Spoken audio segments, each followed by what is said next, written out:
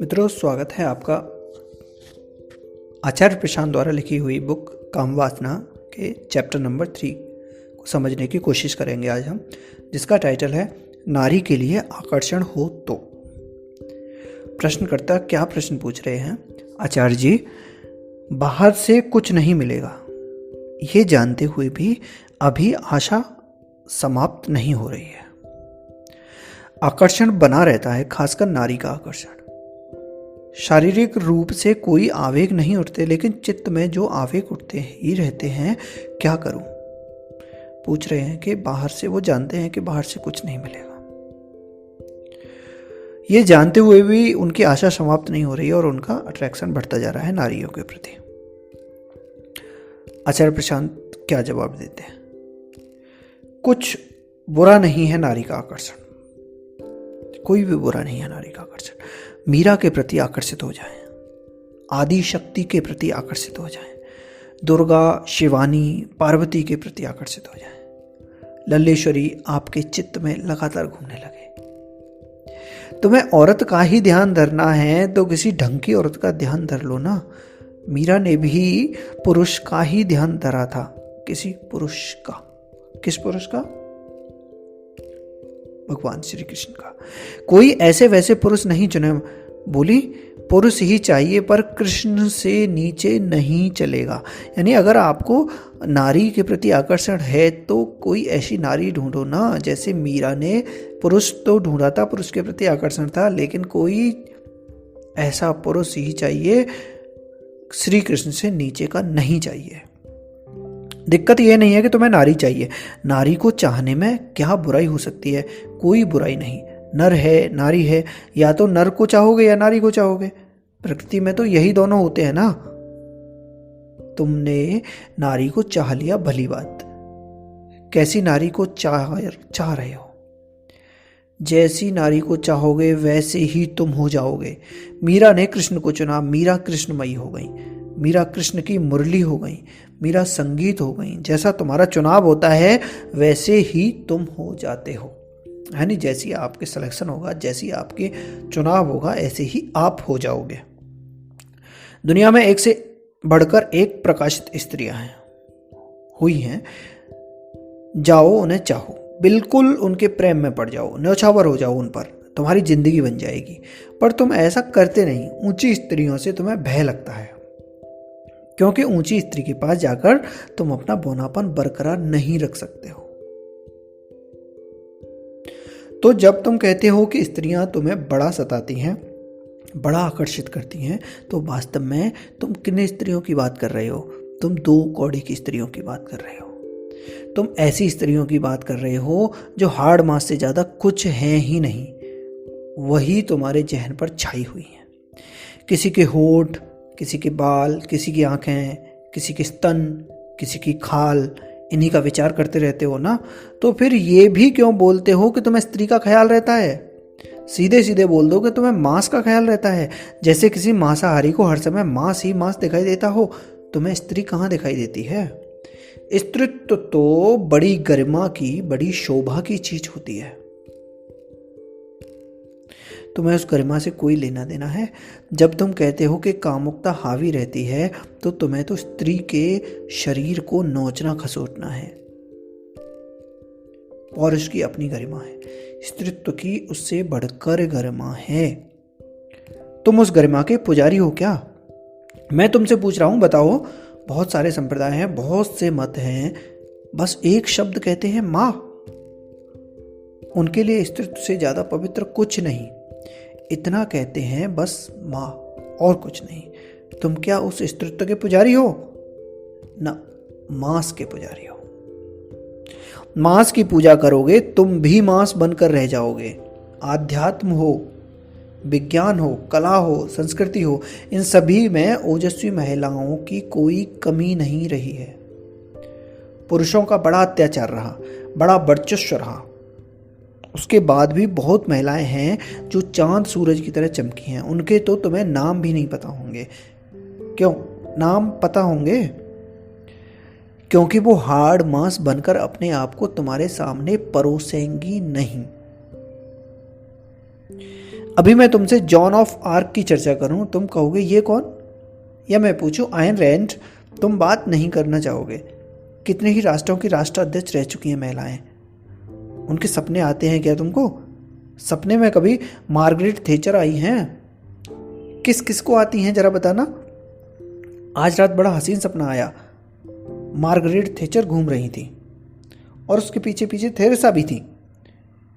ऐसा किस किस के साथ हुआ है? तो ये क्यों कहते हो कि महिलाओं से आ सकता हूं? तुम महिलाओं से नहीं आ सकते हो, तुम मांस से आ सकते हो। मांसाहारी पशु बनकर रह जाओगे, उसे बस मांस ही मांस दिखाई देता है। अभी यहां पर तुम कोई ले आओ हिंसक मांसाहारी पशु, वो तुम्हारे इन जो गुर्दे बैठे हैं ना देखेगा और उसे क्या श्रद्धा जाएगी कि उसे इधर ही क्या दिखाई देगा, मांस। वो आएगा और मांस नोच कर चला जाएगा। मांसाहारी पशु के लिए सब कुछ मांस ही मांस है। सरोजनी नायडू तुम्हें आकर्षित नहीं करेंगी, झांसी की रानी भी तुम्हें आकर्षित नहीं करेंगी। करती हैं? तुम कहोगे ये कोई स्त्रियां हैं, उसको लेकर आना, उसको मैं कह दूं राबिया, मैं कह दूं गार्गी, तुम कहोगे मूड ना खराब करिए, हम तो चिकन चमेली सोच रहे थे। ये आपने कौन से नाम बता दिए? हम तो चिकनी चमेली के बारे में सोच रहे थे। ऐसी भी स्त्रियां हुई हैं जिन्होंने विज्ञान की सेवा करते करते अपनी जान दे दी, उनकी तुम कोई कद्र नहीं करोगे। रेडियम के बारे में किसने सुना है? Madam Curie. और कोई हल्का फुल्का समर्पण नहीं था उनका, लगी रहीं। पर मैं तो नहीं देखता कि जवान लड़के मैरी क्यूरी की बात कर रहे हों। वो किसकी बात कर रहे होते हैं? लेकिन हमारी भी मजबूरी है, जब हम शरीर ही हैं, मांस ही हैं, ऐसा ही हमने अपने आप को बनाया है, ऐसा ही हमने अपने आप को जाना है, तो सामने कोई भी व्यक्ति हमें नजर ही क्या आता है? मांस। अगर तुम किसी तरह से कुछ भी और हो पाते, मैं ये नहीं कह रहा हूं कि तुम अपने आप को आत्मा बोलो, तुम अगर ये भी कह पाते हो कि मैं एक साहित्यकार हूं, तो सामने वाली स्त्री को तुम कम से कम साहित्यकार की तरह देख पाते, तब तुम में कोई रिश्ता बन पाता है कि मैं लेखक आप लेखिका, आइए बात करें। तब बातचीत होगी लेखन के बारे में। पर अभी तो तुम हो जाते हो मर्द और वो हो जाती है औरत, और फिर एक ही रिश्ता होता है, कोई अंधेरा कमरा कहाँ है। बात समझ में आ रही है? तुम किसी भी क्षेत्र में अगर कुछ हो जाओ तो दूसरे व्यक्ति को भी उसकी शारीरिक पहचान से हटकर कुछ देख पाओगे ना। अभी मैं फ्लाइट से आ रहा था, उसमें पायलट पुरुष था और को पायलट महिला थी, पर मुझे तो नहीं लगता कि पायलट के मन में यह ख्याल आ रहा होगा आज बगल में बढ़िया माल बैठा है, क्योंकि वो स्वयं एक दक्ष पायलट है, इसलिए जो बगल में बैठा है उसको भी वो सम्मानपूर्वक पायलट की ही तरह देख रहा है। समझ में आ रही है बात? कुछ तो हो जाओ शरीर से आगे के, तो तुम्हें दुनिया भी फिर शरीर से आगे की दिखाई देगी। नहीं तो दुनिया का कामकाज चलता रहेगा, तुम्हारी नजर बस मांस पर रहेगी। एक लेखक और एक लेखिका बैठकर बात कर रहे होंगे और तुम दूर से देखकर कहोगे देखो एक आदमी एक औरत को पटा रहा है, क्योंकि तुम्हारी नजर में ना कोई लेखक है और ना ही कोई लेखिका, सिर्फ तुम मांस हो और स्त्री मांस है। तो तुम्हें और कोई रिश्ता समझ में ही नहीं आएगा। जो लोग शरीर केंद्रित जीवन जीते हैं उनके साथ ये बड़ी त्रासदी होती है। उनको पूरी दुनिया बस यही समझ आती है कि यहाँ बस एक ही खेल चल रहा है, आदमी औरत का। तो कोई आदमी किसी औरत से बात कर रहा हो तो मैं तुरंत यही लगेगा कि जरूर यहाँ पर वासना का खेल चल रहा है। जिसको तुम स्त्री कहते हो, समझो तो सही कि उसका शरीर उसकी सिर्फ एक पहचान है, उसकी कई अन्य पहचानें हैं। तुम अपनी आखिरी पहचान से नाता नहीं भी जोड़ पाओ। आखिरी पहचान क्या है? आत्मा। उसकी आखिरी पहचान से नाता न भी जोड़ पाओ तो भी उसकी बहुत सारी और भी पहचानें हैं। तुम्हें उसमें और कुछ भी दिखाई नहीं दे रहा? तुम्हारे सामने एक शील्ड्स महिला खिलाड़ी आ रही है, कोई भी, सेरेना विलियम्स, स्टेफी ग्राफ, तुम क्या कहोगे? एक जवान औरत आई, ये कहोगे? ये कोई बात है? कोई तरीका है? और ऐसा नहीं है कि वो एक जवान औरत नहीं है। जो व्यक्ति है वो एक जवान औरत भी है, पर वो जवानी, वो लिंग उसकी पहली पहचान नहीं है। नहीं है ना। दुनिया को मांस की तरह देखना छोड़ना हो तो स्वयं को मांस की तरह देखना छोड़ो। तुम स्वयं जितने ऊंचे उठते जाओगे, दुनिया को देखने का तुम्हारा नजरिया भी बदलता जाएगा। चिकित्सक के पास जाते हो तो एक को बोलते हो जेंटलमैन डॉक्टर और एक को बोलते हो लेडी डॉक्टर। ऐसा करते हो क्या? ऐसा करते हो? तब तो डॉक्टर माने डॉक्टर।